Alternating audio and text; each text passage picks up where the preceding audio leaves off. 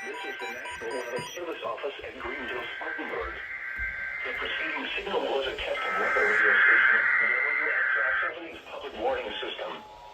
During potentially dangerous weather situations, specially built receivers can be automatically activated to warn of an impending hazard. Test of the signal and receiver's performance are normally conducted between 11 a.m. and noon each Wednesday. If there had been a threat of severe weather, the test would have been postponed until the National Weather Service Office at Greenville, Spartanburg broadcast, and the warning alarm will vary at any given location. This variability, normally more noticeable at greater distances from the transmitter, can occur even though you are using a good quality receiver in good working order. The warning alarm will be activated for hazardous watches and warnings.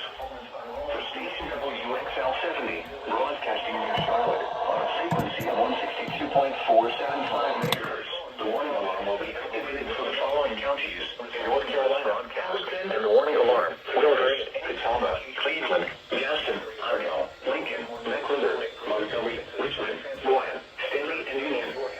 In South Carolina, Cherokee, and York. This concludes the NOAA Radio All Hazards Storm Alert Test. For station WXL70, broadcasting near Charlotte on a frequency of 162.475 MHz, the warning alarm will be activated for the following counties in North Carolina: Alexander, Anson, Cabarrus, Catawba, Cleveland, Gaston, Ardell, Lincoln, Mecklenburg, Montgomery, Richmond, Rowan, Stanley, and Union. In South Carolina, Cherokee, and York. This concludes the NOAA Radio All Hazards Storm Alert Test.